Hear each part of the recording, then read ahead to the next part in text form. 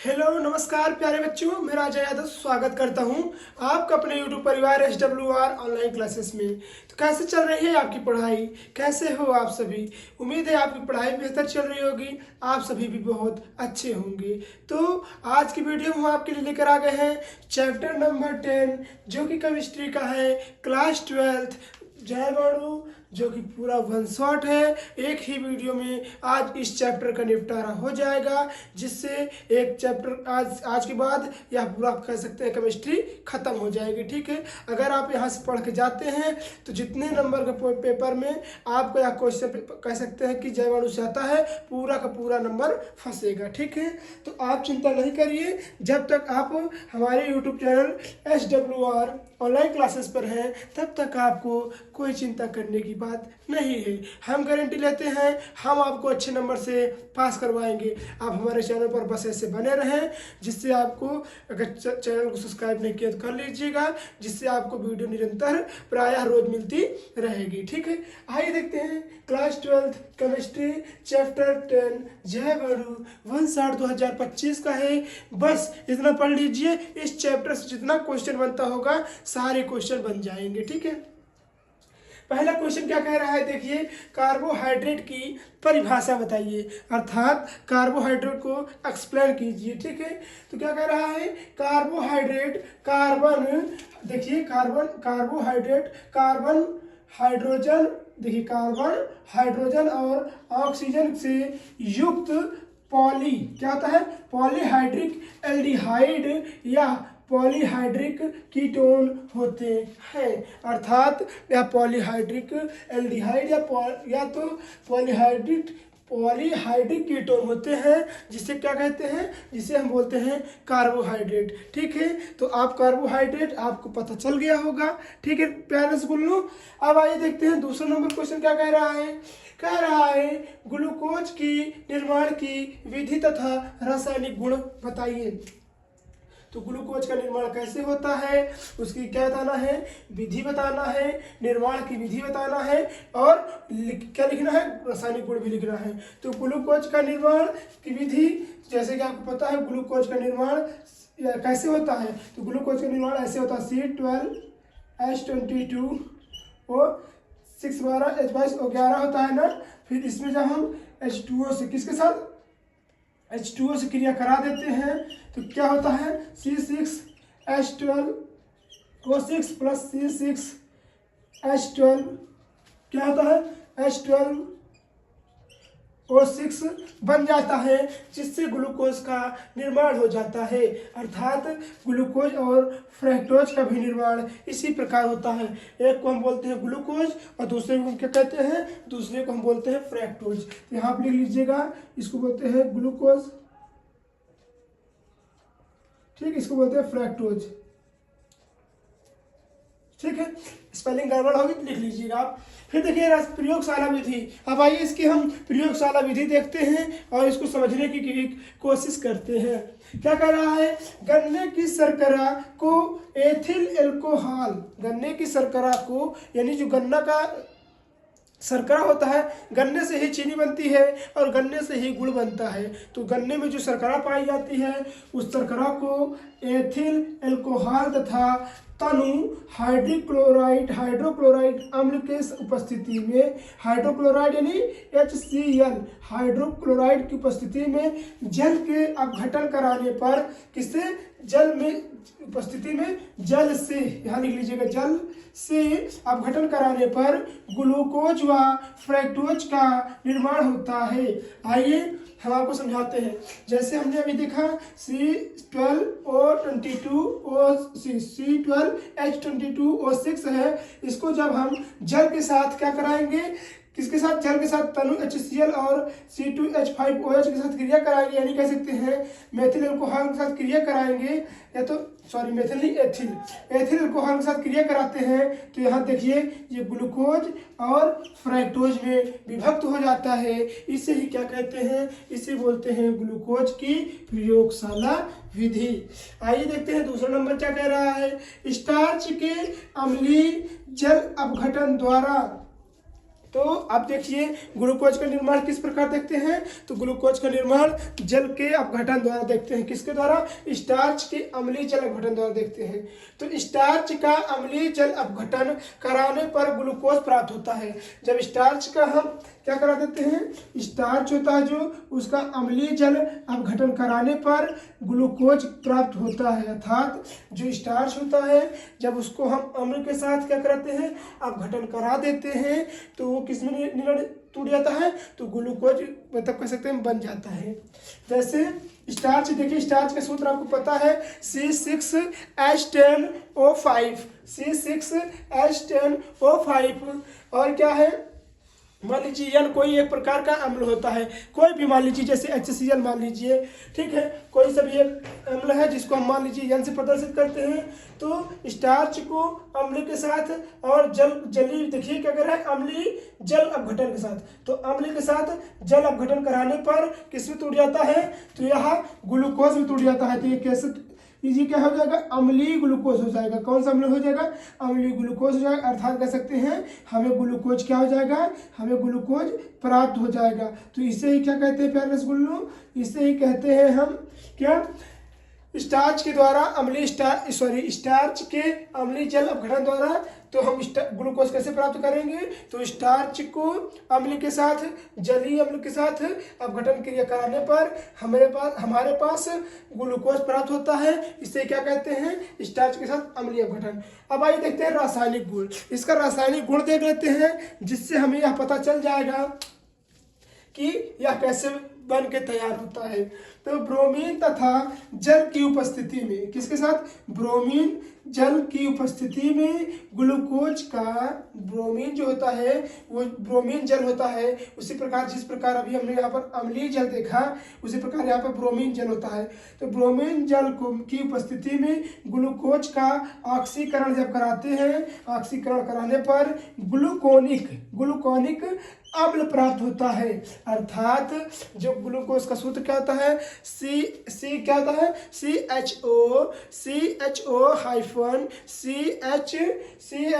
का whole four फिर नीचे आ जाएगा CH2OH। देखिए तो इसको हम जब यहाँ देखिए किसके साथ, ऑक्सीजन के साथ, ऑक्सीकरण इसको बोलते हैं, ऑक्सीकरण के साथ जलीय ब्रोमीन के साथ क्रिया कराते हैं तो क्या प्राप्त होता है, तो हमारे पास ग्लूकोनिक बस एक डिफरेंट होता है। जो यहाँ पर देखिए CHO होता है, एल्डिहाइड होता है, वह OH में परिवर्तन हो जाता है, अर्थात COOH में परिवर्तन हो जाता है। इसे ही कहते हैं रासायनिक गुण में परिवर्तन। तो इतना आपको समझ में आ गया होगा। यदि वीडियो अच्छी लग रही है तो प्लीज़ वीडियो को लाइक कर दीजिएगा, चैनल पर नहीं हो सब्सक्राइब करना नहीं भूलिएगा। आप स्क्रीनशॉट ले लीजिए तो आगे की ओर बढ़ा जाए।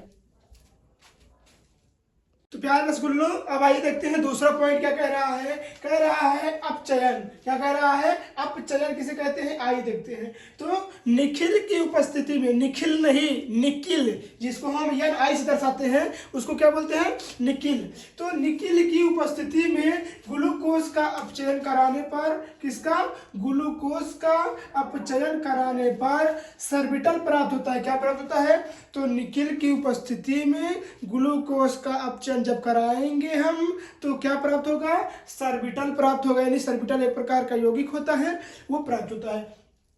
आइए सूत्र के माध्यम समझते हैं। तो जैसे कि आपको पता है ये किसका सूत्र है, CHO बार, फिर CHOH का होल फोर, फिर CH2OH। ये हो गया हमारा क्या, ग्लूकोज का सूत्र, ठीक है। फिर इसको हम जब जल के देखिए H2 के साथ अपचयन कराते हैं, किसकी उपस्थिति में, निकिल की उपस्थिति में, किसकी उपस्थिति में, निकिल की उपस्थिति में, तब हमारे पास CH2OH का फोर का होल ट्वाइस, यहाँ देखिए CH2OH, यानी कि इसको क्या कहते हैं, इसको बोलते हैं सर्बिटल। क्या कहते हैं, सर्बिटल कहते हैं, जो हमें प्राप्त होता है। इसे ही क्या कहते हैं रसगुल्लों, प्यारे रसगुल्लों, इसे ही बोलते हैं अपचयन, ठीक है। अब आइए देखते हैं किण्वन। नंबर 3 है किण्वन विधि, जो कि आपको पता है, नहीं पता है बता दूं, शराब किण्वन विधि द्वारा ही बनाई जाती है। फर्मेंटेशन जिसको बोलते हैं, शराब हो गई, बियर हो गया, और विभिन्न प्रकार की दारुएं होती हैं। जैसे आपको आप तो नाम जानते ही होंगे, आप तो बहुत बहादुर हैं, ठीक है। तो ये जो दारुएं शराब होती हैं और बियर होती हैं, ये किस प्रकार बनाई जाती है? तो किण्वन विधि द्वारा, यानी फर्मेंटेशन द्वारा। तो ग्लूकोज का किण्वन कराने पर, जब ग्लूकोज का हम फर्मेंटेशन करते हैं, उसको कराने पर क्या होता है? एथिल एल्कोहल तथा CO2 प्राप्त होते हैं। अर्थात यहाँ देखिए, ये क्या है? ये ग्लूकोज का सूत्र है क्या? C6H12O6 को जब हम सूक्ष्म जीव द्वारा, यानी किण्वन विधि द्वारा इसको क्या कराते हैं? हम फर्मेंटेशन करवाते हैं, तो हमारे पास क्या प्राप्त होता है? Ethyl alcohol. तो ये क्या हो गया? Ethyl alcohol. एथिल का सूत्र होता है C2H5OH। तो हमारे पास क्या प्राप्त हुआ? Ethyl alcohol. एथिल एल्कोहल हो गया और कार्बन डाइऑक्साइड गैस प्राप्त होती है। इसे ही क्या कहते हैं प्यारे रसगुल्लों? इसे ही कहते हैं किण्वन विधि। अर्थात कह सकते हैं कि ऐसे विधि को हम शराब मेकर विधि भी कहते हैं। अब आइए नंबर देखिए, बहुत महत्वपूर्ण ये रिएक्शन हो गया, ये अभिकर्मक विक्रिया है, ये बहुत ही इंपॉर्टेंट कह सकते हैं थ्योरी है। क्या? टालिन अभिकर्मक क्या है? तो सिल्वर नाइट्रेट तथा अमोनिया हाइड्रोक्साइड को मिश्रण को, सिल्वर नाइट्रेट तथा अमोनियम हाइड्रोक्साइड के मिश्रण को टालिन अभिकर्मक कहते हैं। तो जो सिल्वर नाइट्रेट होता है और जो अमोनियम हाइड्रोक्साइड होता है, जब इसको दोनों को मिक्स कर देते हैं, तब जाकर हमें क्या प्राप्त होता है? तब हमें जाकर टालिन अभिक्रिया प्राप्त होती है। इसे क्या कहते हैं? टालिन अभिक्रिया कहते हैं, ठीक है। तो टालिन अभिकर्मक अभिक्रिया कहते हैं, तो या तो कह सकते हैं टालिन अभिकर्मक कहते हैं। तो टालिन अभिकर्मक की क्रिया ग्लूकोज के साथ कराने पर, जो टालिन अभिकर्मक देखिए, नाइट्रेट और अमोनियम हाइड्रोक्साइड को जब क्रिया कराएंगे तो हमारे पास क्या प्राप्त होगा? टालिन अभिकर्मक प्राप्त होगा। और जब टालिन अभिकर्मक को हम ग्लूकोज के साथ क्रिया कराते हैं तो क्या प्राप्त होगा प्यारे रसगुल्लों? ग्लूकोनिक अम्ल प्राप्त होता है तथा रजत दर्पण प्राप्त होता है। इसे क्या कहते हैं प्यारे रसगुल्लों? इसे ही बोलते हैं टालिन अभिकर्मक। क्या बोलते हैं? इसे ही बोलते हैं टालिन अभिकर्मक, ठीक है। आप देखिए, इतना समझ गए होंगे टालिन अभिकर्मक किसे कहते हैं। तो अब आइए देखते हैं नेक्स्ट पॉइंट क्या कहता है? प्रोटीन क्या है? ये बहुत महत्वपूर्ण है। आप कह रहे होंगे सर केमिस्ट्री में कहाँ से प्रोटीन आने लगा? ये तो बायोलॉजी का पोर्शन है। नहीं, ये जो लास्ट चैप्टर जैव अणु है ना, ये बहुत ही अच्छा कह सकते हैं चैप्टर है। ये बायोलॉजी से भी रिलेटेड है और कह सकते हैं कि केमिस्ट्री से भी रिलेटेड है। तो क्या कह रहा है? प्रोटीन क्या है? प्रोटीन के प्रमुख कार्य लिखिए। तो इस वीडियो में इस पार्ट में हम यहाँ पर प्रोटीन क्या है इसको देख लेते हैं। जब इसके बाद हम देखेंगे क्या? प्रोटीन के प्रमुख कार्य, ठीक है। तो क्या कह रहा है? प्रोटीन उच्च अणु वाले नाइट्रोजन, देखिए, प्रोटीन उच्च अणु भार वाले नाइट्रोजन युक्त जटिल कार्बनिक यौगिक होते हैं। तो जो अणु होते हैं, जो प्रोटीन होते हैं वो उच्च अणु भार वाले जटिल नाइट्रोजन, देखिए, अणु भार वाले नाइट्रोजन युक्त जटिल यौगिक होते हैं। एमिनो अम्ल प्रोटीन की आधारभूत इकाई होती है। तो जो एमिनो अम्ल होता है वो प्रोटीन का एकमात्र कह सकते हैं मूलभूत इकाई होती है। जहाँ पर जैसे कि आपको पता है, यह वनस्पतियों तथा जंतुओं में प्रचुर मात्रा में पाया जाता है। यानी कह सकते हैं यह जो प्रोटीन होता है, यह वनस्पति और जो जंतु से प्राप्त होने वाले पदार्थ हैं उन्हें बहुत सारी अच्छी खासी मात्रा में यहाँ पाए जाते हैं, ठीक है। जैसे दूध, दही, मांस, मछली, अंडा जंतु प्रोटीन है। जैसे दूध, दही, मांस, मछली, अंडा, घी, ये सब क्या हो गया? तो ये सब हमारे पास क्या हो गए? ये जंतु प्रोटीन होते हैं जो हमें जंतुओं से प्राप्त होते हैं। परंतु दाल हो गई, अनाज हो गया, मटर हो गया, मूंगफली हो गई और सोयाबीन हो गई, ये सब कौन सी है? तो ये सब वनस्पति कह सकते हैं प्रोटीन में आते हैं। तो ये होता है वनस्पति प्रोटीन और जंतु प्रोटीन से मिलकर ही हमारे पास प्रोटीन मुख्यतः कह सकते हैं प्रचुर मात्रा में मिलती है। तो इसमें आप स्क्रीनशॉट ले लीजिए। अगर वीडियो आपको अच्छी लगी तो प्लीज़ वीडियो को लाइक कर दीजिएगा, चैनल पर नहीं हो सब्सक्राइब करना नहीं भूलिएगा। इतना स्क्रीनशॉट ले लीजिए तो आगे की ओर चला जाए। प्यारे रसगुल्लों, हमने देख लिया है कि प्रोटीन क्या होता है और हमने यह भी देखा कि प्रोटीन कहाँ कहाँ से प्राप्त होता है। अब आइए देखते हैं प्रोटीन के क्या कार्य होते हैं, प्रोटीन की क्या कार्य हमारे शरीर में होते हैं जिससे हमें विभिन्न विभिन्न प्रकार की चीज़ें मिलती हैं। नंबर 1, पेशियों का निर्माण। यह जो प्रोटीन होता है, प्रोटीन पेशियों को क्या करता है, तो यह पेशियों का निर्माण करता है। ठीक है। नंबर 2, शरीर की वृद्धि व विकास में सहायता करता है।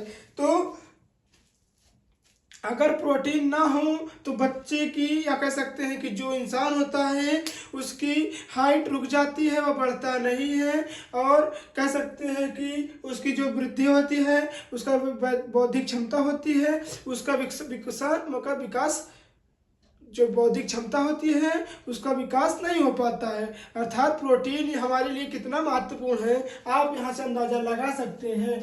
तीसरा नंबर क्या कह रहा है, क्षतिग्रस्त कोशिकाओं का सुधार। अर्थात जब हमारे शरीर में चोट लगती है तो चोट में जो कोशिकाएं क्षतिग्रस्त हो जाती है, यानी कह सकते हैं उनको घाव हो जाता है, तो जो प्रोटीन होता है उस घाव को भरने में सहायता करता है।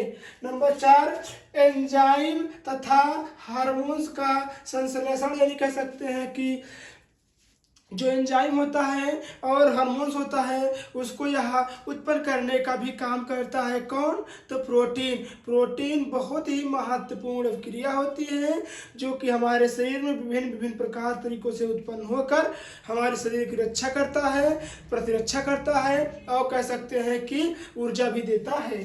5वां नंबर, रक्त व शरीर के अन्य द्रव के पीएच मान का नियंत्रण करता है। तो प्रोटीन वह होता है जो रक्त के और देखिए रक्त के और अन्य द्रव्य जो पीएच मान होता है, जैसे कि हमारे शरीर में अम्लता उठती है और कहते नहीं है कि गैस हो गया है, तो यह भी प्रोटीन इसको भी क्या करता है, इसको भी कह सकते हैं कि नियंत्रण करने में सहायता करता है। और आइए देखते हैं अब नेक्स्ट पॉइंट क्या है, हार्मोन्स क्या है, किन्हीं 2 हार्मोन्स का उदाहरण दीजिए। तो हमने अभी इसके पहले देखा प्रोटीन क्या है, प्रोटीन के कार्य देखिए, अब उसी प्रकार देखते हैं हार्मोन्स क्या होते हैं। तो हार्मोन शरीर में विशिष्ट कोशिकाओं के द्वारा उत्पन्न होने वाला एक रासायनिक पदार्थ होता है। हार्मोन्स वह होता है जो हमारे शरीर में विशिष्ट कोशिकाओं द्वारा उत्पन्न होता है और यह क्या कहलाता है, होने वाला यह एक रासायनिक पदार्थ होता है जो शरीर के कई महत्वपूर्ण क्रियाओं का नियंत्रण करता है। जो शरीर में उत्पन्न होने वाली कई महत्वपूर्ण क्रियाएं होती हैं, जैसे दाढ़ी बढ़ना, हमारे शरीर के अंग का विकसित होना, ठीक है, आवाज में भारीपन आना, तो कौन नियंत्रण करता है, यही हार्मोन्स भी नियंत्रण करता है। ये जिन कोशिकाओं में बनती हैं वहां से लक्ष्य कोशिकाओं तक रक्त के माध्यम से पहुंचती हैं। तो हार्मोन्स कहाँ तक पहुंचता है, तो हार्मोन्स रक्त के माध्यम से ही कहाँ पहुंचता है, रक्त के माध्यम से ही हमारे बॉडी के विभिन्न विभिन्न भागों में पहुंचता है। आप समझ सकते हैं रक्त का इतना कह सकते हैं हार्मोन्स का इतना महत्वपूर्ण कार्य होता है कि ना पूछिए। हमारे शरीर का बढ़ना और कह सकते हैं हमारे शरीर में विभिन्न विभिन्न प्रकार की क्रियाओं का होना ही हार्मोन्स के अंतर्गत आता है। Number 1, insulin. रक्त में देखिए जो रक्त में ग्लूकोज की मात्रा नियंत्रित करता है। अगर रक्त में कह सकते हैं कि ग्लूकोज की मात्रा नियंत्रित करने वाला कौन होता है, तो वह इंसुलिन ही होता है। नहीं तो हमारे शरीर में शुगर बढ़ जाए, जिससे हमें शुगर होने में भी कह सकते हैं शुगर होने में भी लाभदायक हानिकारक होगा। ठीक है, शुगर भी हमें हो सकता है अगर इंसुलिन ना बढ़े तो, अगर बढ़ जाए तो। ठीक, ऑक्सीटोसिन हार्मोन क्या होता है, प्रसव में दौरान मदद करना। जब स्त्रियों में कह सकते हैं महिलाओं में प्रसव यानी जब बच्चा पैदा होने लगता है, प्रसव होने लगता है, तो उस प्रसव के समय जो चिकनापन कह सकते हैं ऑक्सीटोसिन नामक हार्मोन से रिलीज होता है, जिसके कारण बच्चे को बाहर आने में आसानी होती है। ठीक है प्यारे स्कूलों, अब आइए देखते हैं नेक्स्ट महत्वपूर्ण क्वेश्चन, विटामिन क्या है। तो आइए देखते हैं, भोज्य पदार्थ में पाए जाने वाले ऐसे कार्बनिक पदार्थ जो शरीर की वृद्धि पोषण तथा पोषण तथा जीवन के लिए आवश्यक होते हैं, उन्हें ही क्या कहते हैं, विटामिन कहते हैं। विटामिन वह होता है जो हमारे शरीर की वृद्धि जीवन के लिए आवश्यक, उन्हें ही विटामिन कहा जाता है। ठीक है प्यारे रसगुल्लों, अब आइए देखते हैं न्यूक्लिक अम्ल किसे कहते हैं, जो कि बहुत ही महत्वपूर्ण होता है। आइए देखते हैं, तो न्यूक्लिक अम्ल अत्यधिक उच्च अणुभार वाले बृहद, देखिए न्यूक्लिक अम्ल क्या होते हैं, अत्यधिक उच्च अणुभार वाले बृहद अणु होते हैं। यह आनुवंशिक सूचनाओं को पहुंचाने का कार्य करते हैं। अर्थात ये जो न्यूक्लिक अम्ल होते हैं, जो डीएनए होता है और आरएनए होता है, वो दोनों न्यूक्लिक अम्ल में ही पाए जाते हैं। अर्थात न्यूक्लिक अम्ल से ही डीएनए और आरएनए का निर्माण होता है। ठीक है, तो अब ये हो गया। ठीक है, अब एक टॉपिक और बचा है, उसको हम नहीं बताएंगे, उसे आप कवर कर लीजिएगा। क्या, लास्ट टॉपिक है डीएनए किसे कहते हैं। डीएनए क्या होता है हम बता दे रहे हैं, आप बना लीजिएगा। डीएनए एक प्रकार का कह सकते हैं